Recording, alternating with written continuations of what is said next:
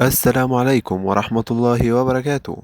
موعد مباراة ريال مدريد ضد يوفنتوس الإيطالي في بطولة كأس العالم للأندية الجولة الستاشر. لكن قبل ما نبدأ أرجو منكم الصلاة على أشرف الخلق محمد صلى الله عليه وسلم، ودعمنا بلايك واشتراك في القناة لنستمر. أمامكم التفاصيل الآن.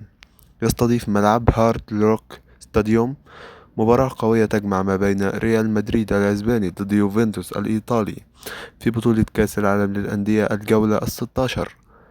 ستلعب هذه المباراة بتاريخ الثلاثاء 1/7/2025. وقت المباراة الساعة 10 مساء بتوقيت القاهرة السعودية الأردن، 11 مساء بتوقيت المغرب تونس الجزائر. ستذاع المباراة على ام بي سي مصر 2، والمعلق فارس عوض. قل توقعاتك لهذه المباراة ومن سيفوز، والسلام عليكم ورحمة الله وبركاته.